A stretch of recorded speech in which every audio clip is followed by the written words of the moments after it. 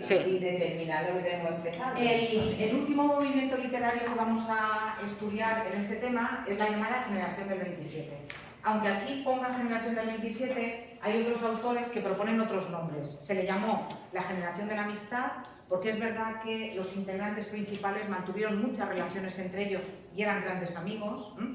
Se le llamó también la Generación de los Poetas Profesores, porque vais a ver que si tienen una característica es que todos se dedican a la poesía, no van a publicar prácticamente nada que sea narrativa. En algún caso concreto como en de Lorca sí que van a escribir teatro, pero en general van a ser poetas y su labor profesional va a estar dirigida fundamentalmente a la docencia. Por eso se les llama la generación de los poetas profesores, la generación de la amistad, también la generación del 25.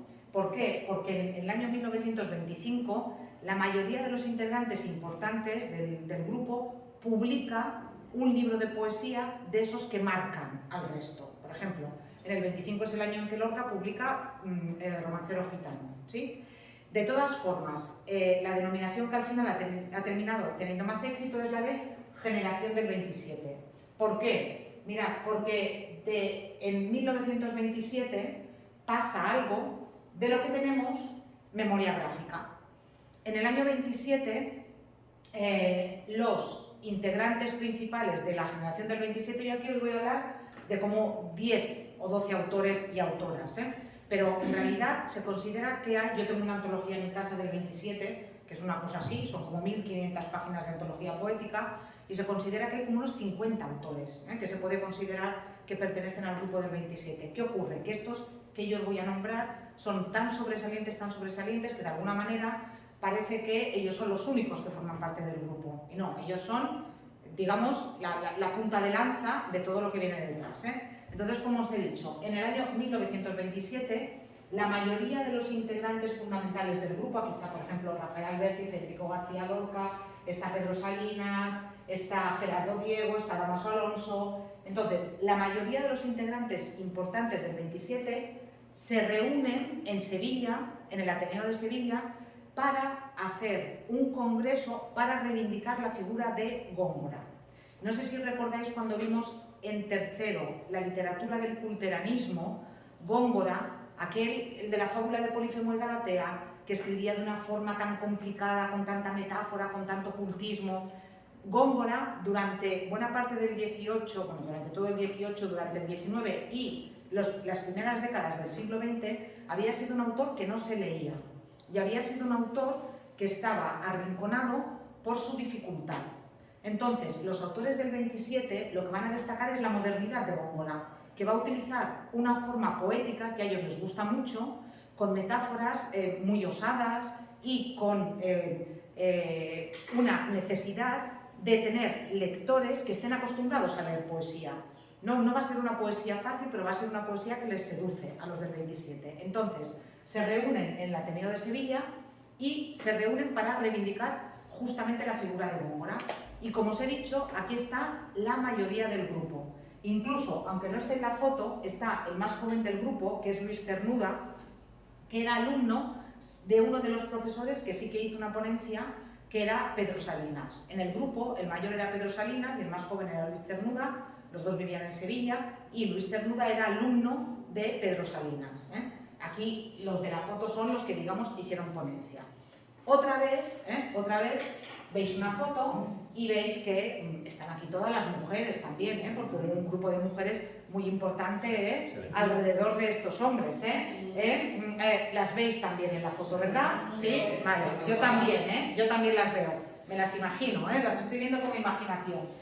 Como casi siempre en la historia de la literatura, junto a estos hombres había un grupo de mujeres absolutamente genial y un grupo de mujeres cuya labor afortunadamente hoy se está reivindicando, que no solamente eran escritoras, había escritoras, Rosa Chacel, pero también había filósofas. Una de las principales personas que se han dedicado a la filosofía en España en el siglo XX era una mujer que era María Zambrano.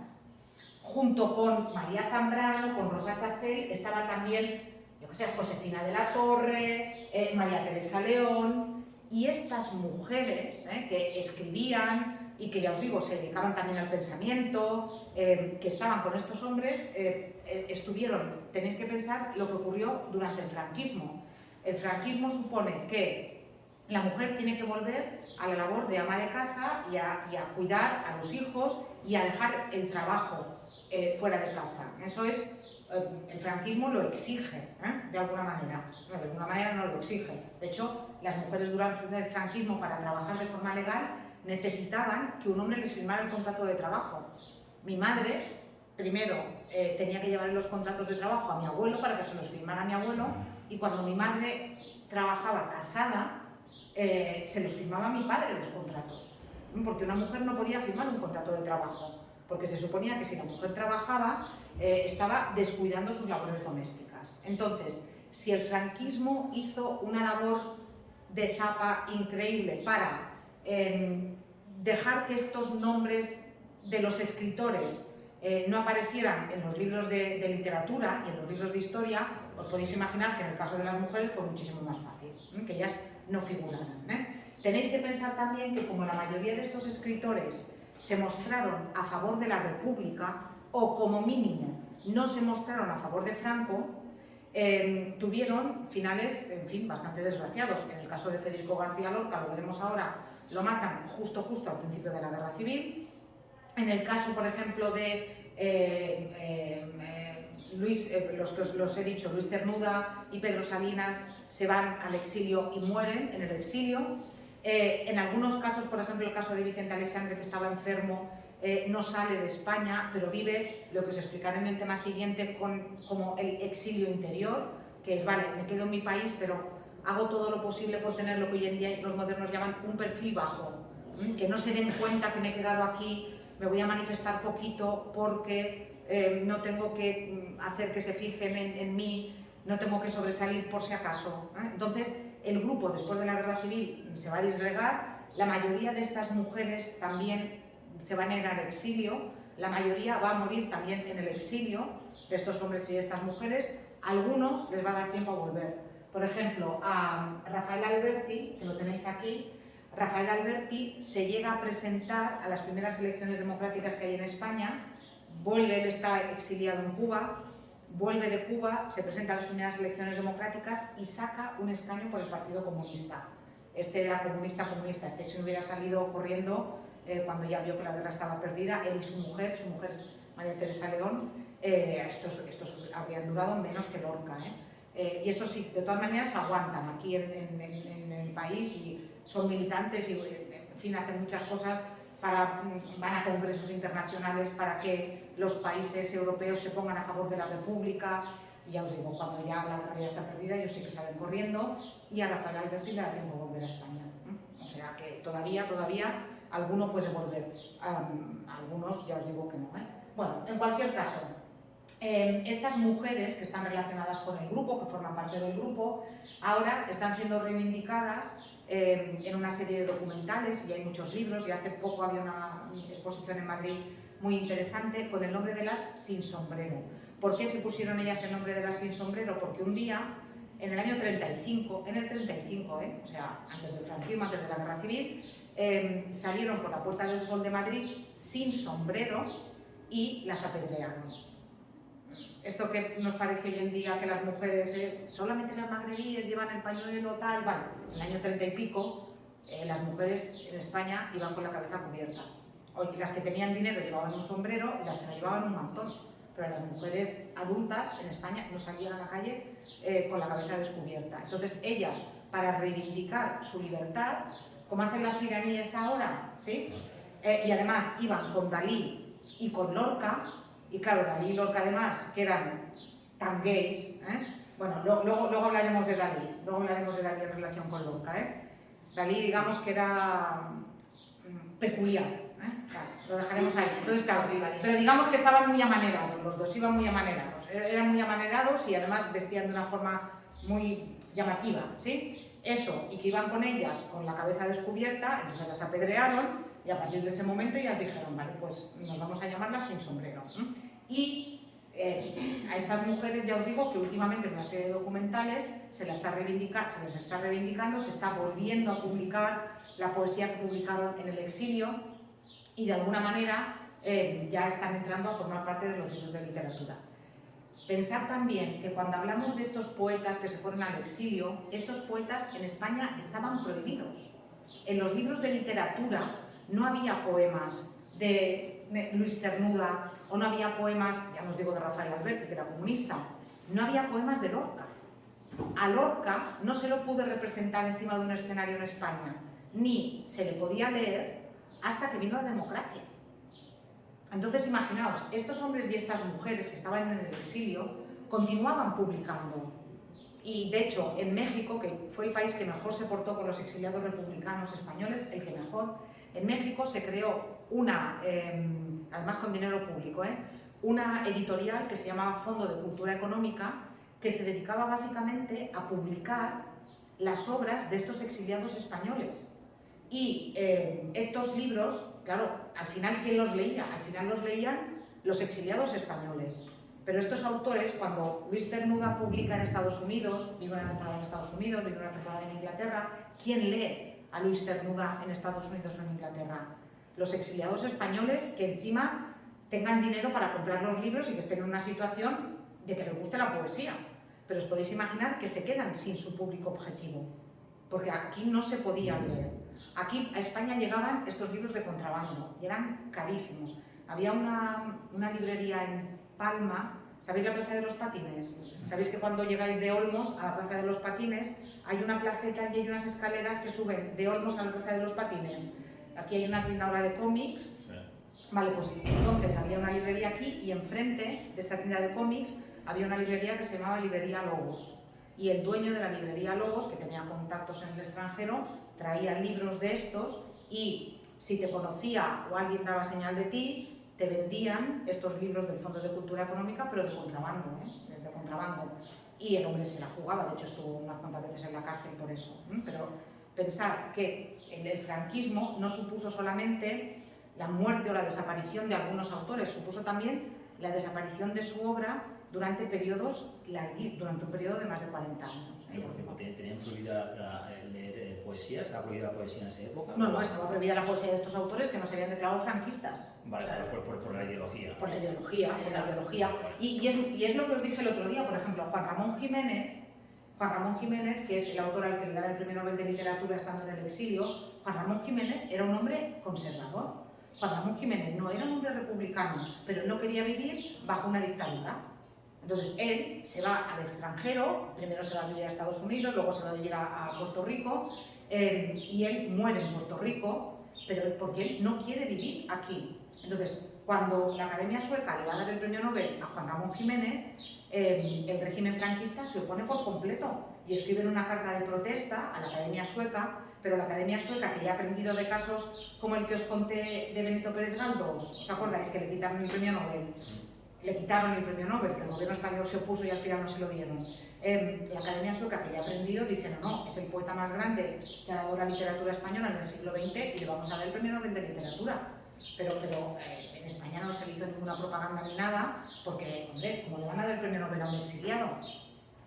Porque, ya os digo, sobre todo en los años 40 del franquismo, lo veremos en el tema siguiente, el que no se había declarado abiertamente franquista estaba en contra de Franco. Entonces, pasaban esa serie de cosas que os he dicho, por ejemplo, que no se publicaran esas obras de autores simplemente por eso, porque no eran abiertamente fascistas. Sí. Esto es lo que os he explicado aquí. Aquí tenéis la nómina, no importa que recordéis todos los autores, pero yo que sé, recordar alguno, pues por ejemplo, Federico García Lorca. Recordar también, conviene que recordéis también, por ejemplo, a Vicente Aleixandre. ¿Por qué a Vicente Aleixandre? Porque en el año 77 a Vicente Aleixandre le dieron también el Premio Nobel de Literatura. Ya había muerto Franco, Y cuando a Vicente Aleixandre le dan el Premio Nobel de Literatura, se lo dan, y además así lo argumenta la Academia Sueca, se lo dan no solamente por el valor de su propia poesía, sino también porque representa, y así lo dice la Academia Sueca, la generación poética más importante que ha dado la literatura española en toda su historia. Entonces le dan el Premio Nobel a él en nombre de toda la generación literaria.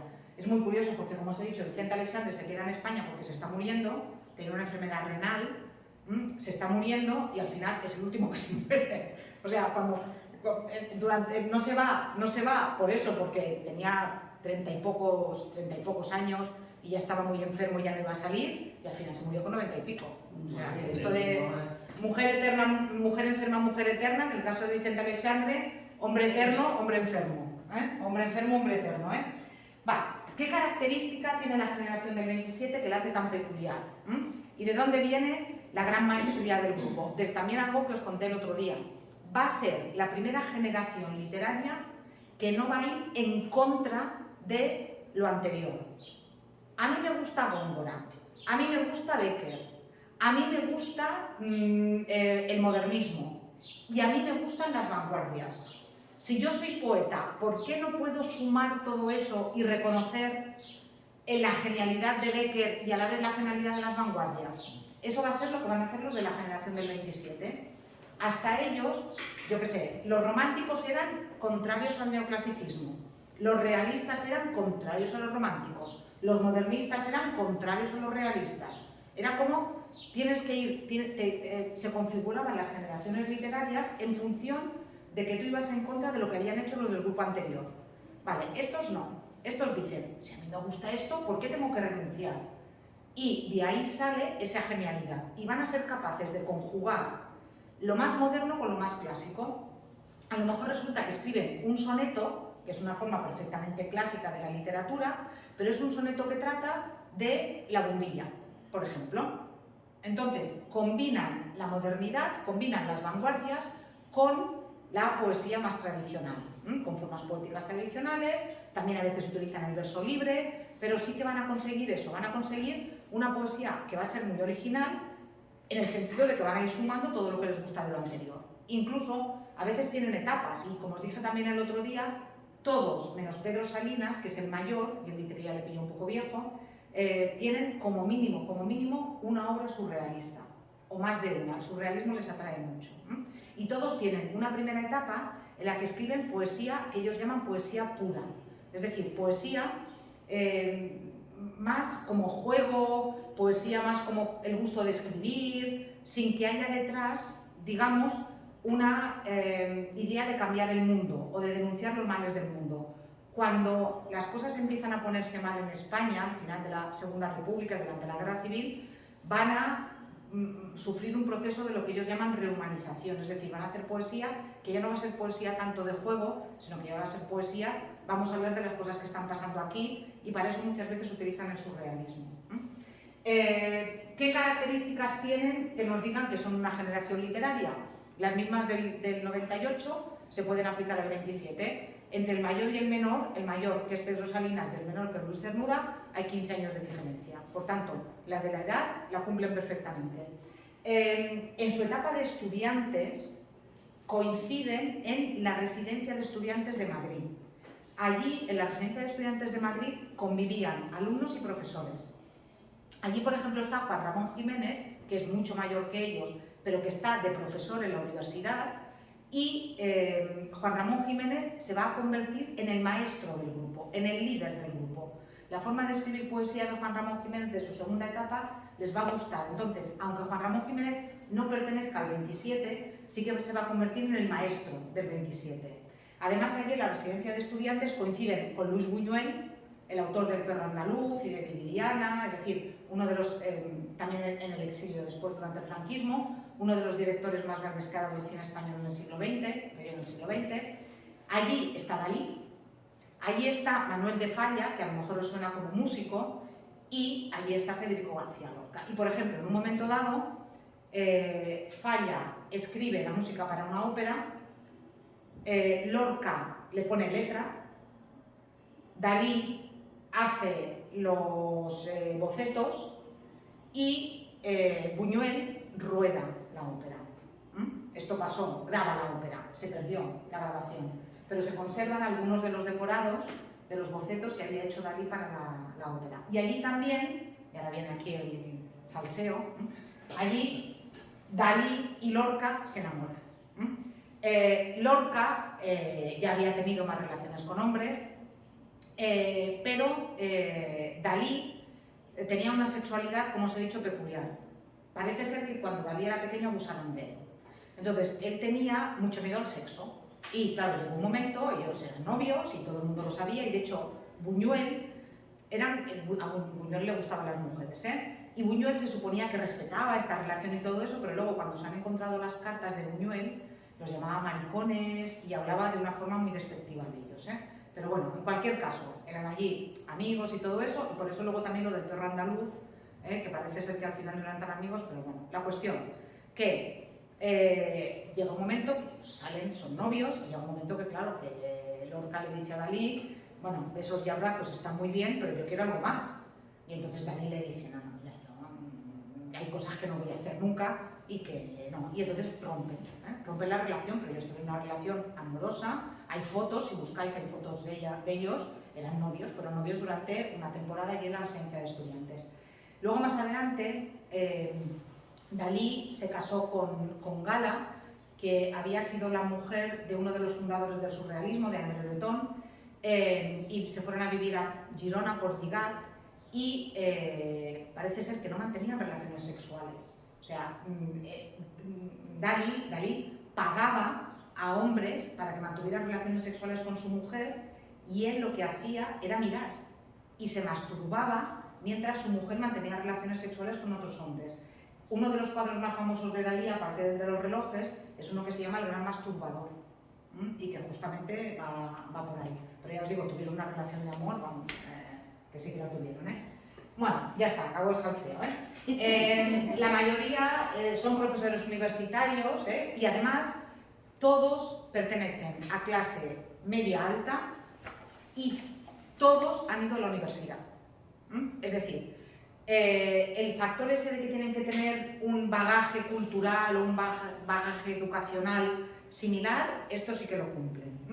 Además de todo eso, son liberales en las ideas. Hay alguno, Gerardo Diego sí que se va a posicionar a favor del franquismo, pero la mayoría son prorrepublicanos o como mínimo liberales. No les van los fascismos, ni la represión, ni cosas por el estilo, y de igual manera muestran poca preocupación por los temas religiosos. Eso no quiere decir que no sean creyentes, ¿eh? Hay algún caso, por ejemplo, Gerardo Diego, que sí que lo es, pero en general el tema de la religión, que había preocupado mucho a la generación del 98, a ellos ya como que ya les pilla un poquito más lejos, ¿eh? Además de todo eso, colaboran en revistas que ellos mismos crean, ¿eh? Aquí tenéis un vídeo donde se explican más cosas del grupo y también la evolución, las etapas, ¿eh? Y de todos estos autores os podría hablar de alguno de ellos, pero os voy a hablar solamente del más significativo, que es Federico García Lorca. Además, Federico García Lorca, como sale en la película, al final se acaba convirtiendo en un emblema. Y además, Federico García Lorca se acaba convirtiendo en un toque de atención. Pensad, la guerra civil, el golpe de Franco es el 18 de julio del 36 y a Lorca lo matan el 8 de agosto del 36. Es decir, lo matan como 15 días, 3 semanas después del inicio después del golpe de Franco, y justo al inicio de la guerra civil. Que maten a Lorca significa que pueden matar a cualquiera. Porque la figura de Lorca, a mí hoy en día, solamente se me ocurre compararla con la de un futbolista. Como si estalla una guerra en Argentina y a las 3 semanas matan a Messi. Solamente se me ocurre comparar, hoy en día, para que alguien entienda esto, solamente se me ocurre comparar así, porque Lorca era el gran escritor español. En una época en la que no había televisión, en la que el cine llegaba muy poquita gente, pero Lorca era una figura de dimensión universal, y era una figura que era reconocida en otros países y que en España era, pues eso, el gran escritor, era alguien a quien todo el mundo reconocía y a quien se admiraba muchísimo. De hecho, hay documentos que demuestran que a Lorca lo matan sin el conocimiento de Franco, y que Franco no quería que mataran a Lorca. ¿Por qué Franco no quería que mataran a Lorca? Porque Franco vende a los países extranjeros, sobre todo al principio de la Guerra Civil, que él ha llegado para poner orden, que la Segunda República es un desmán y que es un desmadre y que el país necesita orden y que él va a poner una dicta blanda, no una dictadura, una dicta blanda, porque él lo que quiere es poner orden. Claro, que tú digas eso y que cojan al emblema nacional, el escritor más famoso, y que lo maten al principio de la guerra los tuyos, va en contra de ese mensaje. Entonces, Franco se entera de que ha matado a Lorca estando en el Alcázar de Sevilla y montó un pollo cuando se entera, porque lo mataron sin su conocimiento. Él no dio orden de que lo mataran, mira que a Franco se le pueden achacar muchas cosas, pero esta no, esta fue cosa de Granada, y justamente, probablemente, del odio que se tenía a Lorca en Granada por las envidias y por los celos, porque Lorca era lo que era Lorca.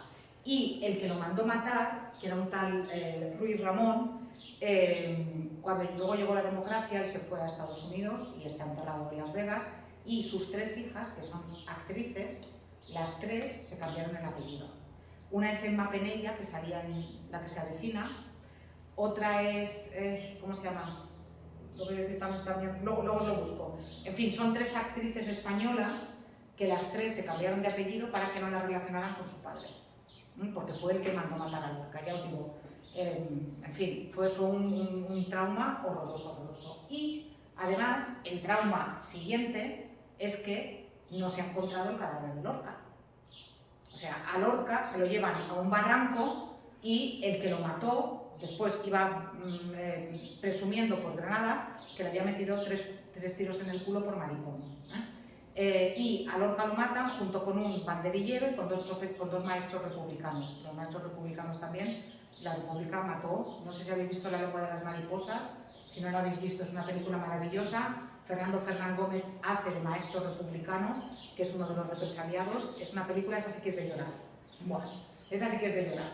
Y a Lorca lo matan, y algo muy curioso es que ha habido intentos por desenterrar a Lorca, porque hasta hace relativamente poco estaban vivos los que lo enterraron.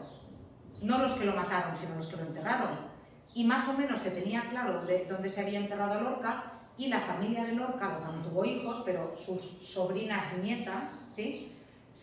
Y primero sus sobrinas, se han opuesto desde la democracia, desde el principio de la democracia, a que se encuentre el cadáver de Lorca.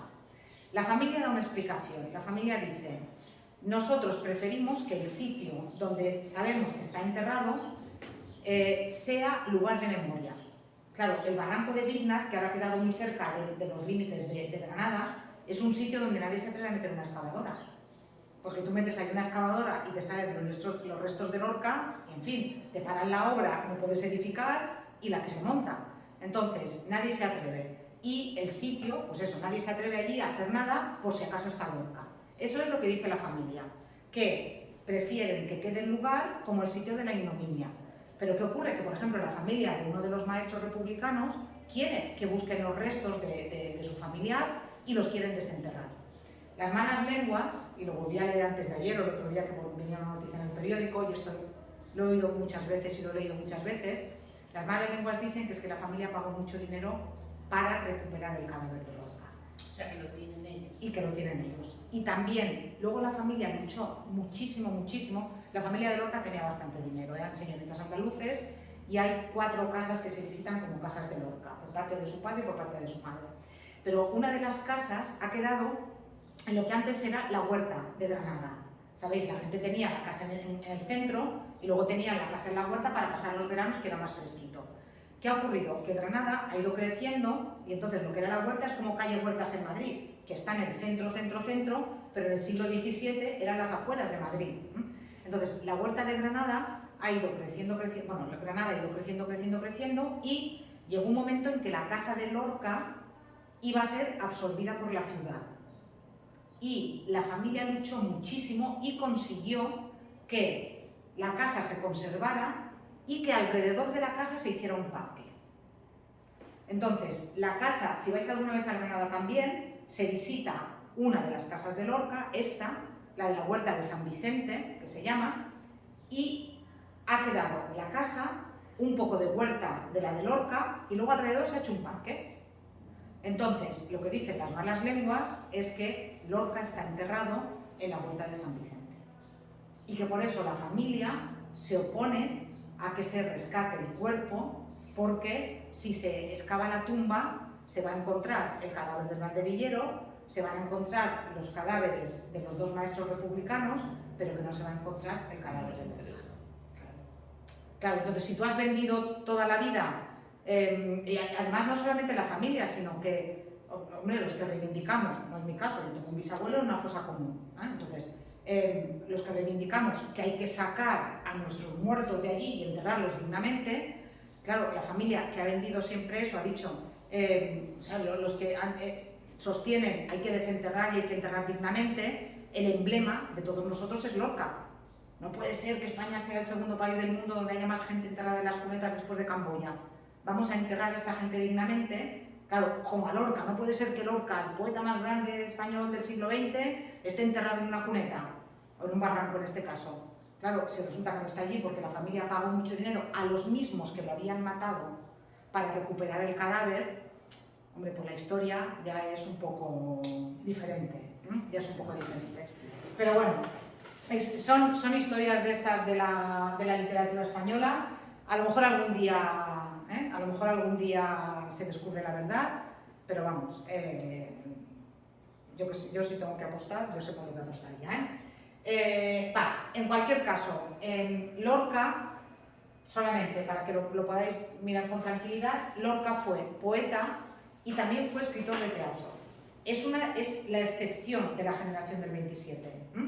¿Por qué? Porque él, a medida que fue publicando, bueno, pensá que lo matan con 38 años, o sea, cuando lo matan es cuando los escritores empiezan su madurez literaria. Y Lorca parece que su segunda etapa, su etapa de madurez, que tenía 38 años, que era un crío, sí, en su segunda etapa se dedica más al teatro, porque le parece que el teatro llega a más gente y que el teatro es una herramienta más para poner encima del escenario comportamientos equivocados para que la gente los corrija. También, si hay algo importante de la poesía de Lorca y también del teatro de Lorca, es como él, señorita andaluz, está siempre del lado de los más desfavorecidos. Cuando se va a Estados Unidos, está al lado de los negros.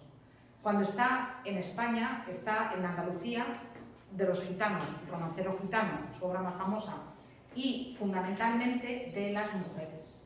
O sea, él ve que el grupo de verdad oprimido en España es el grupo de las mujeres. Y su última obra de teatro, que no vio estrenada, porque murió, bueno, lo mataron antes de estrenarla, que es La casa de Bernarda Alba, es una obra en la que no hay hombres, solamente hay mujeres. Aparece nombrado un tal Pepe el Romano, pero en la obra no aparece físicamente ningún hombre. Él, poco a poco se va dirigiendo sus preocupaciones a eso. Luego tiene dos etapas de su poesía, esta primera etapa más tradicionalista, la del verde que te quiero ver, de verde mirto, verde rama, seguro que os suena, que es la etapa del romancero gitano, y luego tiene la segunda etapa más vanguardista, que es la que a mí me gusta más, que es la de poeta en Nueva York. Él rompe con un escultor con el que ha tenido amores, y los ricos, los pobres lloramos en soledad, y los ricos se cogen un avión, además en aquella época, un barco en este caso, y se van a Nueva York. Y cuando llega a Nueva York se encuentra con el crack del 29. Lo de la bolsa de Nueva York y la gente muriendo y las colas del hambre, y entonces el que tiene un crack es él.